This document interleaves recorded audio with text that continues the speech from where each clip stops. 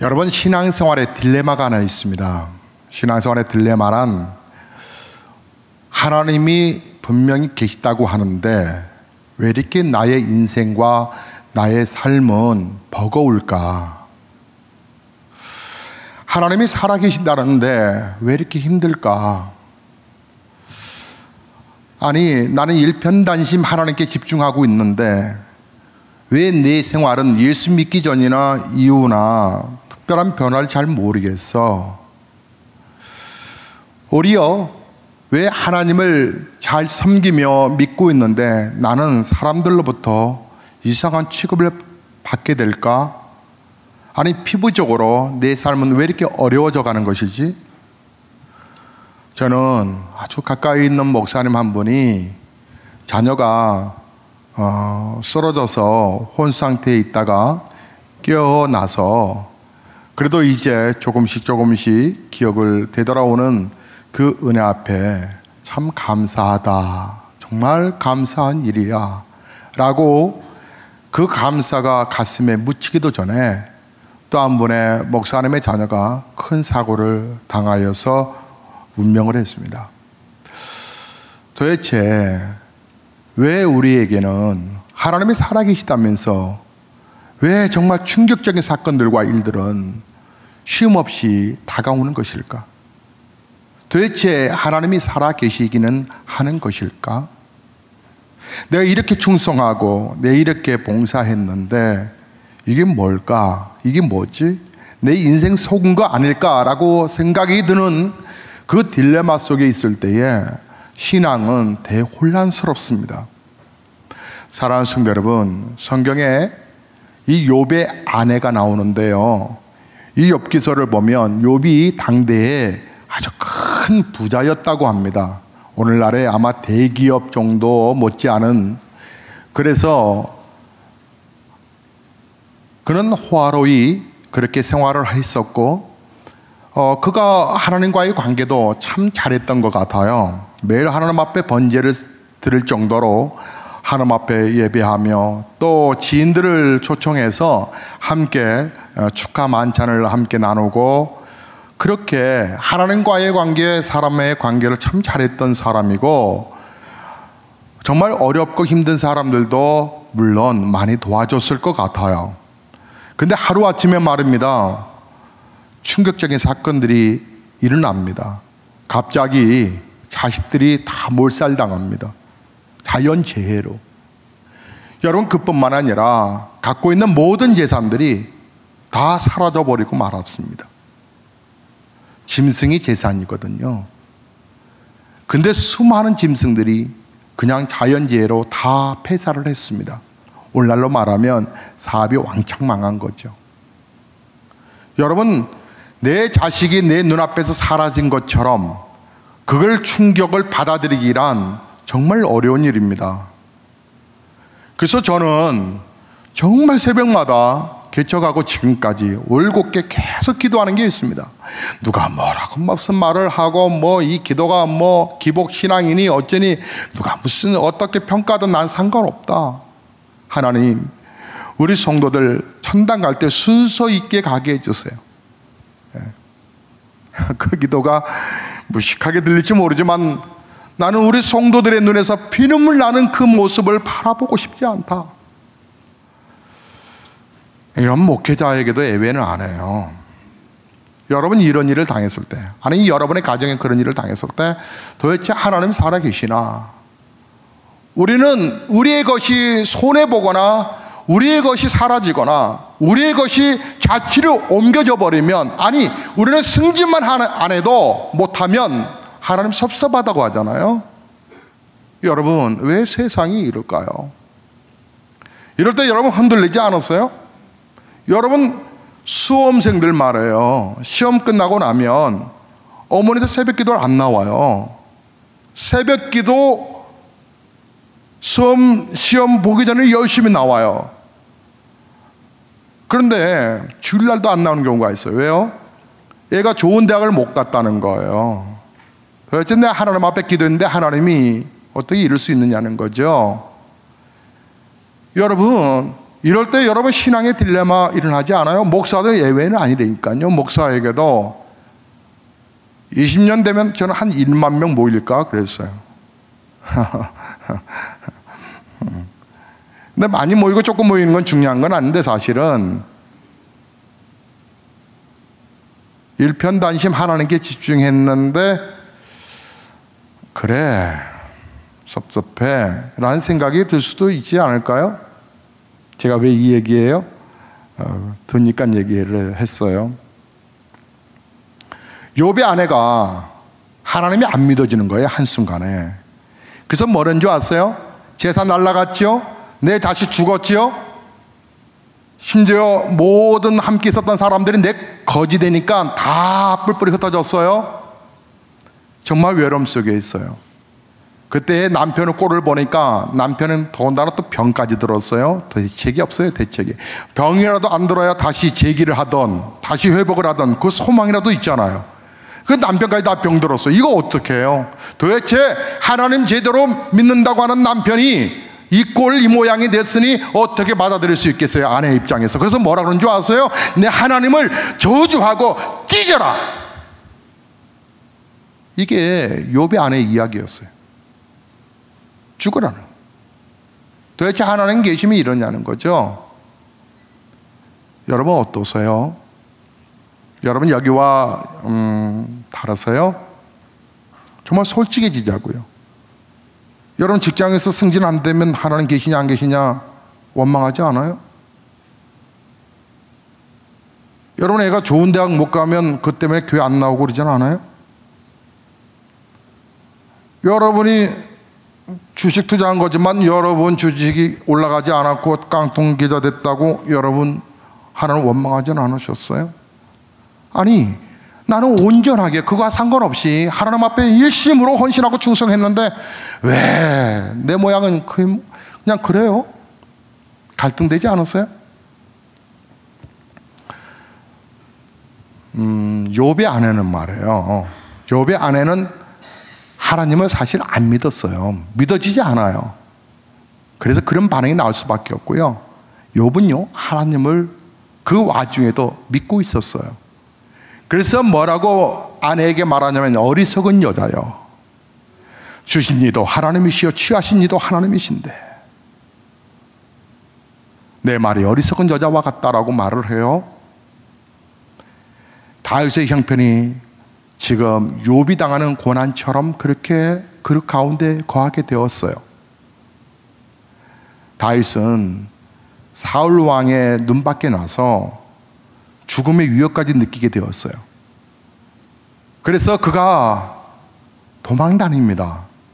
근데 그 사울 왕은 3,000명의 정예 부대를 만들어 다윗을 수색하고 찾기를 아주 혈안이 되어 있습니다. 전국을 막 이잡듯이 막 다윗을 찾아다니는데요.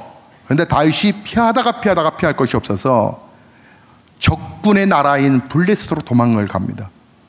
근데 그곳에서도 오래 버틸 수가 없었어요. 왜요? 이 블레셋은 다윗에게 아주 칼을 갈고 있었기 때문이에요.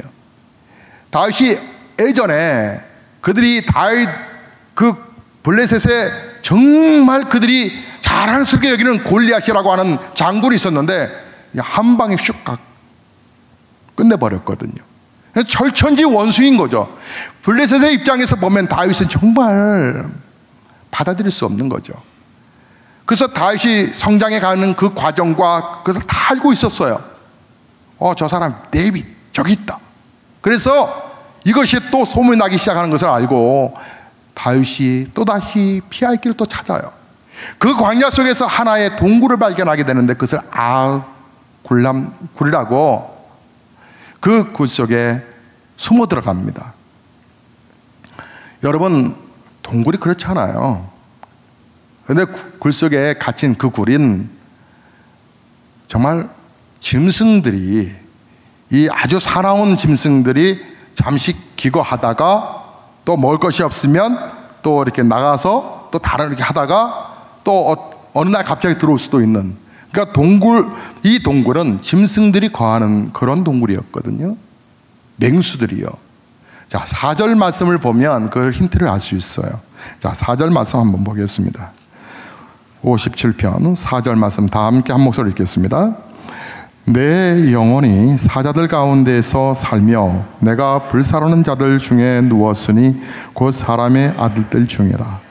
그들의 이는 창과 화살이요 그들의 혀는 날카로운 칼 같도다. 예.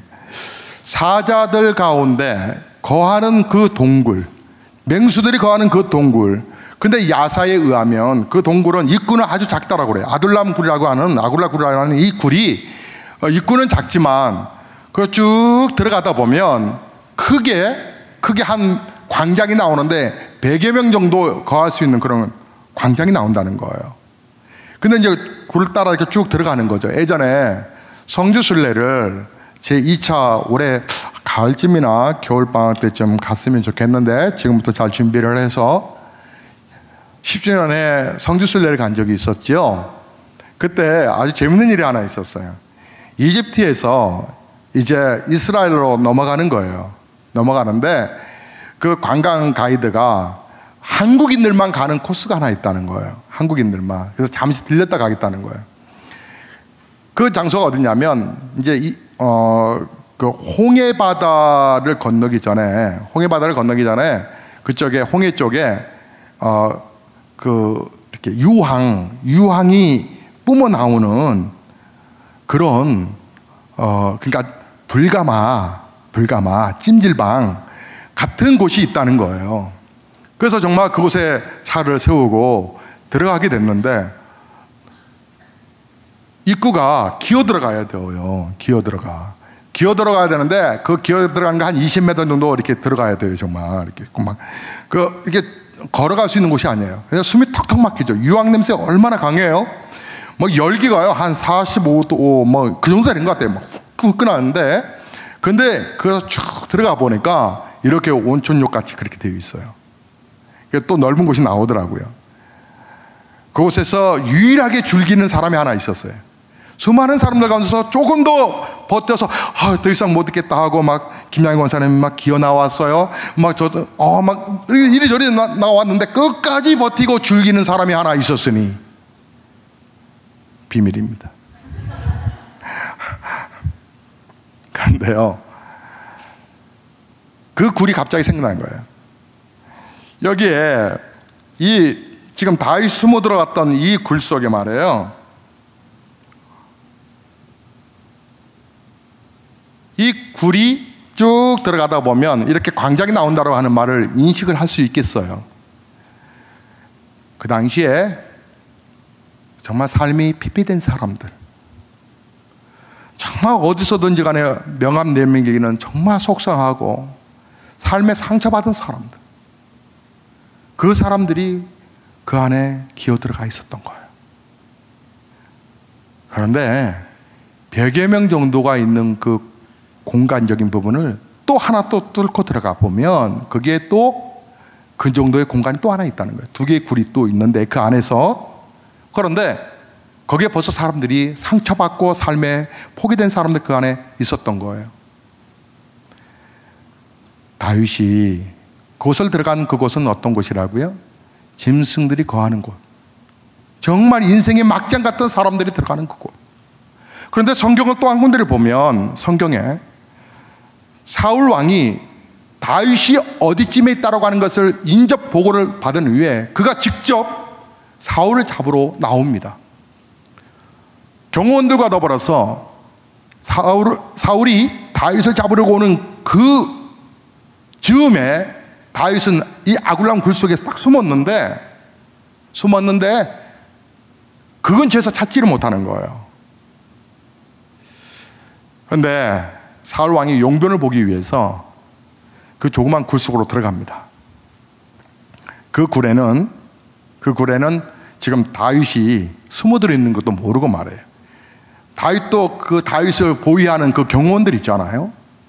그 무술인들이 다 있는 것도 모르고 다윗이 숨어 있는 거 전혀 생각지도 못한 채 그 굴 속에 들어와서 용변을 보는 거죠. 그때 그 다윗의 그 신하들이 완전히 결호의 찬스 아니에요? 완전히 무장해제인데? 그런데 손을 대지 않아요. 어쨌든 이 굴은 사람들의 시선을 피할 수 있는 곳이었기 때문에 용변을 보는 곳이었단 말이죠. 짐승들이 거할 수 있는 곳, 용변을 보는 곳, 다윗이 그런 그 자리에 아주 나락으로 떨어져 버린 거예요. 다윗은 도대체 하나님을 제대로 섬긴 것밖에 없어요. 근데 왜 어떻게 이렇게 인생의 막장으로 떨어지냔 말이에요. 4절에서 표현되고 있는 이 사자굴 같은, 근데 그 안에 있는 사람들이 마치 그 맹수같이 다윗을 잡아 먹으려는 듯한 그 환경 속에 또 처해 있다고 하는 것을 반증을 나타내고 있어요. 여러분, 이러할 때 어떻게 해야 되나요? 다윗은 삶이 너무 처절했어요.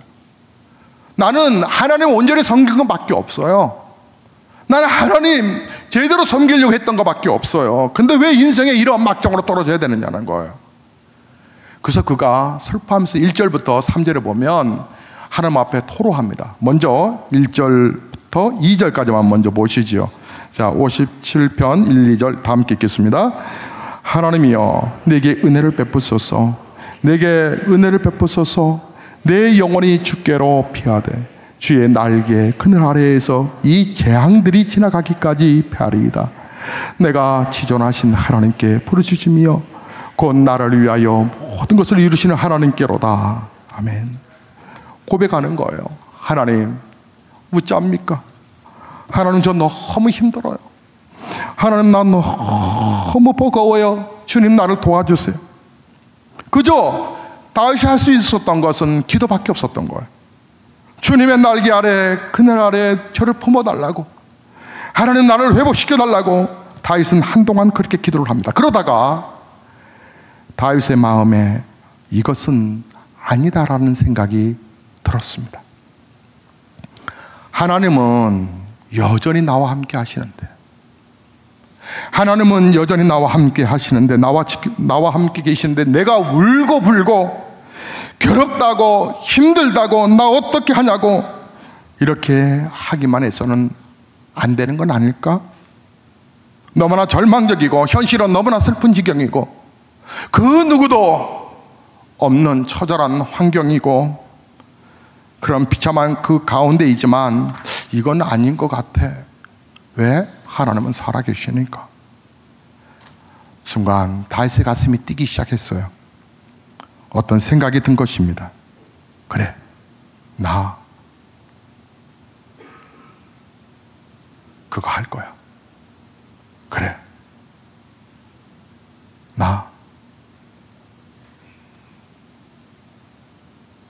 결단할 거야. 나 내 마음을 확정할 거야. 그러면서 그가 7절에 이렇게 고백합니다. 7절 말씀 읽겠습니다. 하나님이여, 내 마음이 확정되었고 내 마음이 확정되었사오니 내가 노래하고 내가 찬송하리로다. 다윗이 결단한 게 뭐예요? 노래하겠다는 거예요. 그 굴 속에서 그가 할 수 있었던 거 뭐예요? 노래하겠다는 거예요. 찬양하겠다는 거예요. 내가 가락에 맞추어서 노래 부르겠습니다. 말할 수 없는 형편엔, 말할 수 없는 고통 속에, 말할 수 없는 그 처절함 속에 있지만 굴 속에 웅크리고 하소연만 울고 불고 하소연만 할 것이 아니라 내 하나님을 찬양할 것입니다. 사랑하는 성도 여러분, 결단과 결정은 내가 하는 겁니다. 정말 내가 말할 수 없는 그런 형편 속에 있지만 정말 굴 속에 웅크리고 울고 하소연만 할 것이냐, 아니면 하나님은 찬양할 것이냐라고 하는 것은 자신의 선택할 문제라고 하는 것입니다. 하나님이 살아계시니 하나님이 결국 구원해 주실 것이야. 다윗은 울음을 그치고 오히려 하나님을 찬양하겠다라고, 감사하겠다라고 고백합니다. 이것이 영혼의 새벽을 깨우는 것입니다. 그래서 그는 8절에 이렇게 말을 했던 것이죠. 자, 오늘 본문이죠. 다 함께 읽겠습니다. 내 영광아 깰지어다. 비파야 수고마 깰지어다. 내가 새벽을 깨우리로다. 여러분, 시간적인 새벽, 시간적인 새벽은 누가 깨우고 말고 할 것이 아닙니다. 여러분, 오늘 아침일 밝아와 지금 이제 점심이 되어 가는데요. 여러분, 오늘 어둠을 뚫고서 이 새벽이 밝아오는 것 앞에서 여러분이 하신 일이 있으십니까? 어둠 밤이 지나고 때가 되면 새벽은 어김없이 옵니다. 다윗이 깨우겠다고 하는 새벽은 그 새벽이 아닙니다. 영혼의 새벽입니다. 내 영혼아, 깨어나라. 어려운 형편 때문에 낙심하고 좌절하고 무너진 영혼이 깨어나게 하겠다고 하는 것입니다. 계속 세상 바라보며 어둠 속에 있는 나의 영혼을 깨우겠다고 하는 것입니다.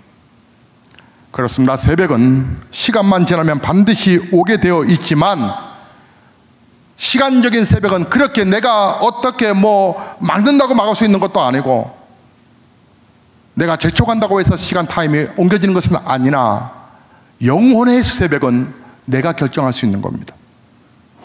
그러나 우리가 이 결단적인 부분, 내 영혼의 새벽이 오는 것을 내가 결단하지 못하여서 내가 신앙생활을 신자로 10년, 20년, 30년 그러다가 죽는 신자들이 있습니다. 내 영혼의 새벽을 깨우지 못하고 내 새벽에 밝아오는 하나님의 은혜를 경험하지 못하고 그런 채 신앙생활 하다가 죽어가는 사람들이 있습니다. 그리고 영혼의 새벽을 깨워서 기도하는 사람들을 이상하게 바라보는 신자들이 있습니다. 유별나게 믿는다고요. 내 영혼의 신앙을 깨워야 되는데 내 영혼의 새벽을 깨우는 것을 부담스러워합니다. 내 영혼의 새벽, 영혼의 새벽은 깨워야 옵니다.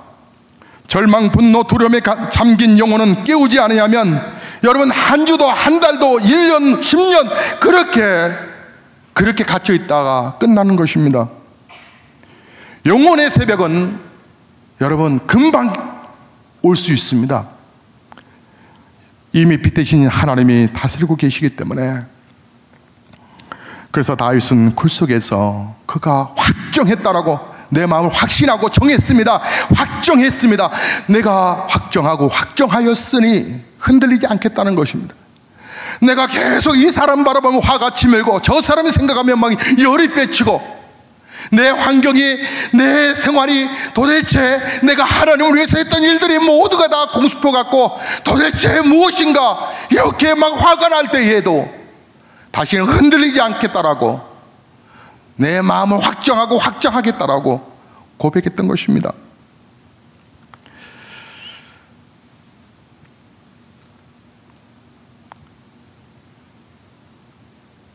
그래서 다윗은 그 굴 속에서 하나님을 찬양하기 시작했습니다. 하나님을 찬양이 시작되자 찬양은 점점 뜨거워졌습니다. 그래서 그가 고백할 수 없는 고백을 합니다. 감사라고 하는 고백이죠. 어떻게? 짐승이나 거하는 그곳에, 인생의 나락으로 떨어져 그나마 사람들 시선 피하여 숨어드는 저 사람들 같은 막장의 인생들이 들어가는 그곳에, 사람들의 용변이나 보는 그 굴 속에 갇혀있는 그가 그 생활 환경 속에서 감사를 고백할 수 있단 말입니까? 9절입니다. 9절 말씀 다 함께 봉독하시겠습니다. 주여, 내가 만민 중에서 주께 감사하오며 문 나라 중에서 주를 찬송하리이다. 그 아둘람 굴 속에서 감사를 고백합니다. 이것이 바로 새벽을 깨우는 신앙입니다. 새벽을 깨우려는 다윗의 소원은 그러나 분명한 소원의 목적이 있었으니 오직 하나였습니다. 그것은 바로 하나님의 영광을 드러내는 것이었습니다. 다윗은 역경에서 구해내서 자신을 왕이 되게 해달라고 기도한 것이 아닙니다. 건강이나 물질을 다시 달라고, 또 가정의 평안이나 그것을 기도했던 것이 아닙니다. 세계에는 많은 신전들이 있습니다. 그곳에는 반드시 기도의 처소가 있지요. 관광지마다 소원을 비는 곳이 있습니다. 향을 피우고 종이를 말아 묶어 놓거나 열쇠를 걸어두거나 동전을 던집니다. 그러나 소원은 하나같이 가족의 평안, 가족의 건강, 자신의 성공, 사업의 형통함, 자식들 좋은 대학교 가는 거, 그런 점에서 다윗의 기도는 우리와 좀 다른 것을 볼 수 있습니다. 다윗은 하나님의 영광이라고 말합니다. 9절의 말씀을 우리 다시 한번 그가 감사했던 9절의 말씀 이어서 5절의 말씀을 잠시 위로 올라가서 5절 말씀 읽겠습니다. 5절 봉독합니다. 하나님이여, 주는 하늘 위에 높이 들리시며 주의 영광이 온 세계 위에 높아지시기를 원하나이다. 11절입니다. 하나님이여, 주는 하늘 위에 높이 들리시며 주의 영광이 온 세계 위에 높아지기를 원하나이다. 다윗의 고백의 감사의 찬양과 그의 소망은 뭐냐면, 하나님, 이제 잃어버렸던 돈도 좀 오세요. 보내주세요. 잃어버렸던 명예도 좀 올라가게 해주세요. 승진하지 못했던 거 승진하게 해주세요. 내 자식 이번에 재수합니다. 좋은 대학교 가게 해주세요. 내 마음을 확정했다라고 하는 확정은 그 기도의 제목이 아니라 모든 만민들이 볼 수 있는 그 하나님을 만나게 해달라는 그의 고백의 기도였었습니다. 다윗이 숨었던 아둘람 굴은 마실 물을 구하기도 어렵고 먹을거리도 구하기 어려운 황무지에 있었습니다. 비좁은 입구를 비집고 들어가면 그 안에는 수많은 사람들이 그에 웅크리고 있었고, 그 열악한 조건 속에서 수많은 사람들이 함께 모여 산다고 하는 것은 참으로 애사롭지 않은 일들이었습니다. 환난당한 자, 빚진 자, 마음이 원통한 자들, 한이 많은 사람들이 모여있던 그곳에 언제든지 그들이 야합을 하면 언제든지 산적이 될 수가 있고 언제든지 불량한 집단으로 떨어질 가능성이 있는 사람들, 그런데 각각 사연이 다 다르든 인생의 굴곡도 다르든 모이기도 쉽지 않은 그들을 오합지졸 같은 이 사람들이 나라를 세우는 1등 공신의 역할을 훗날 감당한다는 사실을 아십니까? 누구를 만났기에? 다윗을 만났기에. 다윗의 무엇을 보았기에? 다윗의 고백하는 기도를 들었고 찬송을 들었기에. 여러분, 당연히 짜증내고 당연히 낙심하고 뭐 좋은 날이 오면 좋겠다라고 막연히 죽지 못해 인생을 살아가는 사람들, 그런데 그 사망의 그 어두운 그 굴 속에서 다윗은 하나님의 영광을 찬양하기 시작합니다. 그 찬양을 들었던 주변에 있는 사람들의 마음이 움직여져 가고 나도 새로운 인생을 살아갈 수 있는 건 아닐까라고 하는 희망을 다윗의 고백 속에 듣게 됩니다. 다윗이 이 찬양을 부르는 것을 보고 그를 따르던 사람들이 무엇을 느꼈을까요? 아, 정말 하나님이 살아계시나 보다. 하나님은 다윗과 함께 계시고 우리와 함께 계시는 거구나. 믿어지지 않을 수 없는 그의 초연함의 그 찬양과 그 감사의 고백들. 그래서 그들은 다윗에게 미래를 걸 수가 있었습니다. 결국 그들은 비루 같았던 그들이 하나님 나라의 용사가 되었던 것입니다. 그 찬양을 받으신 하나님의 마음 또한 어떠하셨겠습니까? 다윗이 굴 속에서 이런 찬양을 부를 수 있었기 때문에 하나님께서 다윗을 통일 이스라엘의 왕으로 세우셨던 것이었습니다. 억울한 일을 당하고 원수들에게 둘러싸여 사방에 정말 둘러보아도 빛이라고는 하나도 보이지 않는 캄캄한 어둠 가운데 있어 어디로 가야 될지 여러분 방황하시며 갈등하시고 힘들어하신 분들 계십니까? 정말 믿었던 사람으로부터 배신을 당하여서 여러분 너무나 속상하셨습니까? 여러분이 계획했던 일들이 틀어져서 여러분 실망하셨습니까? 여러분, 우리는 어두울수록 새벽을 깨워야 합니다. 큰 소리로 찬송을 불러가야 합니다.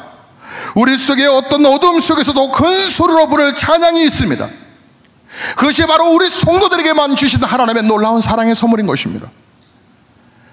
스데반 지사님은 그를 돌로 쳐 죽이는 사람들을 향하여서 그가 주님 앞에 고백합니다.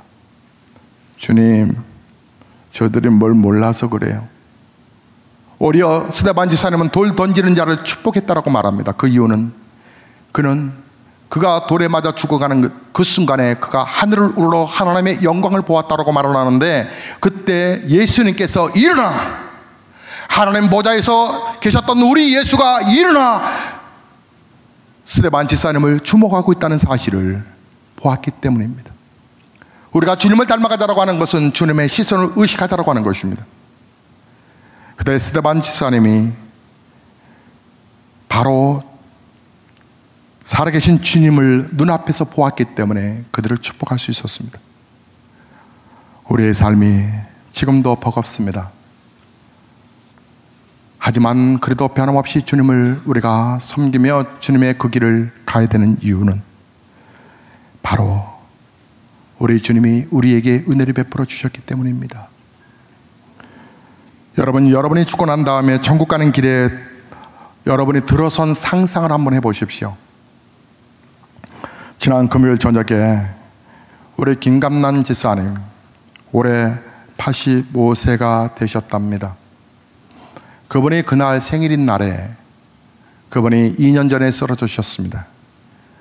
뇌출혈로 쓰러져서 말 못하고 쓰러져 있었던 그 긴 시간들, 그분은 풍채가 저보다 더 좋으신 분이십니다. 근데 병원에서 그 집사님은 말로 표현하기 정말 어려울 정도로 그는 앙상했습니다. 그리고 그는 아무 말을 못하고 그저 숨만 헐떡이면서 계속 가래를 끊는 그 가래를 제거하기 위해서 목에 관을 뚫었습니다. 팔 하나 다리 하나 움직이지 못하고 산송장이 되어 죽음의 날을 기다리고 있는 그분은 여러분의 인생 못지않게 그분도 인생을 멋지게 사셨던 분입니다. 그분은 여러분이 소망했던 것처럼 자녀 교육을 탁월하게 잘 시켰던 분입니다. 인생을 나름대로 멋지게 살아왔다고 생각했던 그분에게 그런 인생의 말년에 그런 일들이 닥칠 줄이야 말 못하는 그분을 붙들고 머리에 손을 얹고 목사가 기도했습니다. 집사님, 조금만 참아요. 많이 힘들죠? 집사님, 천당에 가면 이제 이런 고통 당하지 않을 거예요. 이제 아프지 않을 거예요. 집사님, 힘내요. 근데 놀라운 일들이 벌어집니다. 그분이 저의 고백을 듣고서 저를 응시하시다가 소리는 나지 않았지만 분명하게 아멘.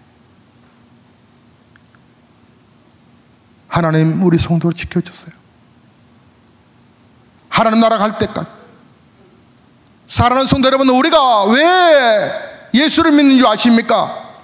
그 예수가 아니면 천당에 갈 수 없기 때문에 그 예수를 믿는 겁니다.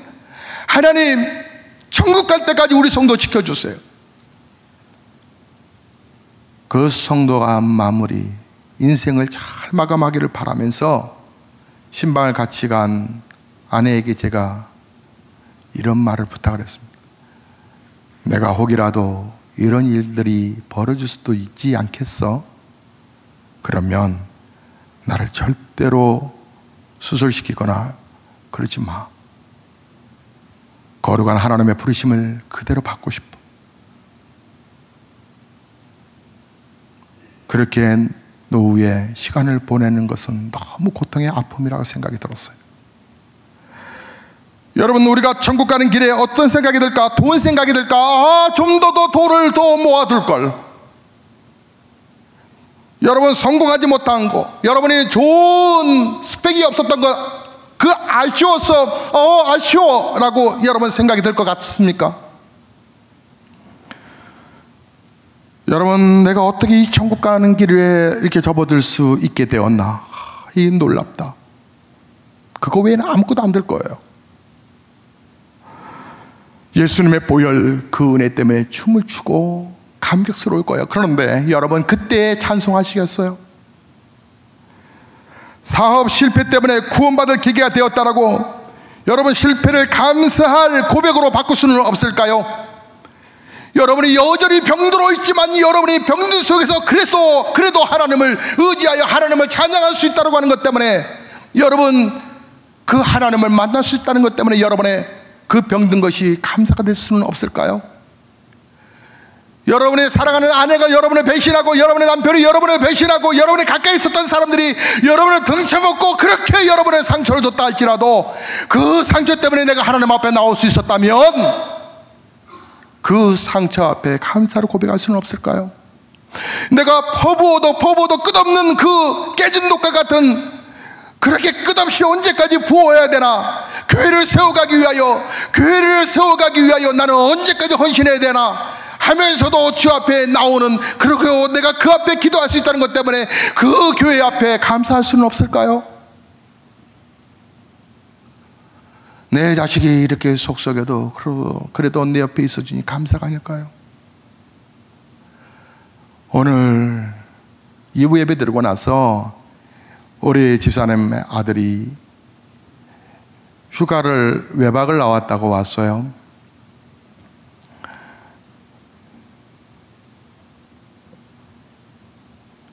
공군인데 집사님의 기도 제목대로 아들이 어디에 배치를 받았냐면 엎어지면 코 닿는 곳으로.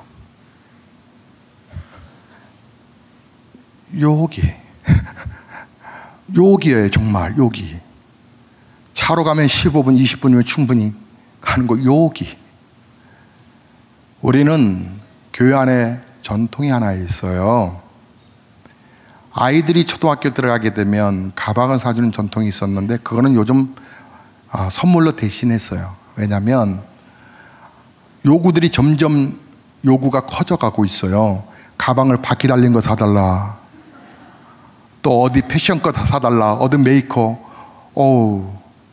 점점 아이들을 하나하나 둘 낳기 때문에 부모들이 처음 초등학교 들어가면 설레인 것도 있고 할아버지도 할머니도 고모도 이모도 막 사주고 싶잖아요. 삼촌도. 그래서 웬만한 수준 가지고는 감당을 못 하겠어요. 그래서 선물로 대체했습니다만은 아이들이 초등학교 들어갈 때 가방 사주는 게 있고요. 또한 아이들이 군대를 가면 휴가를 나올 때마다 용돈을 주는 전통이 있어요. 휴가 나오면 10만 원이었고요. 외박 나오면 5만 원이었는데 뭔 휴가를 자주 나와가지고 합쳤어요. 5만 원으로. 나올 때마다 주는 게 저희 전통이에요. 그래도 우리 장로님들 멋있죠? 목사님 군발이 둘 나왔습니다. 네. 그러면 봉투 2개를 갖다 주세요. 근데 이 아이가 훈련 마치고 이제 짝대기 하나죠. 자대 배치를 정말 이 코앞에 떨어진 곳에 사이트라고 하는 공군인데, 사이트 이렇게 언덕 위에 있는 특수부 이렇게 중대인데, 그거는 옛날로 말하면 뭐 별을 단 자녀들만이 오는 곳이다라고 옛날엔 그랬었어요. 제가 이제 공군 출신이니까 알잖아요. 그런데 요즘은 뭐 그런 거 없죠. 어쨌든 간에 자대 배치를 집 근처로 잘 떨어진 것 같아요. 그 아이를 위해서 기도했어요. 그리고 용돈을 전해줬죠. 야, 이제 한 달 후에 나오겠지? 한 달 후에 나올 때 또 목사님께 와. 그랬더니 그 녀석 저를 쳐다보고 다음 주에 나오는데요. 또 나와라. 그리고 목사님 만나고 가. 기도하고 가야지. 여러분, 목사에게는 한 가지 소망이 있어요. 우리 성도님들 정말 행복하게 해드리고 싶어요. 그것은 용돈을 주면 얼만큼 줄 수 있겠어요? 그거보다 정말 행복은 예수님 하나님의 사랑을 전해주는 거거든요. 이제 영혼을 깨워놔야 되지 않겠어요? 여러분의 영혼의 새벽은 언제 깨우실 거예요? 환경이 풀어지면 깨운다고요? 아니라니까요. 지금입니다. 우리 다 함께 찬송하시겠습니다.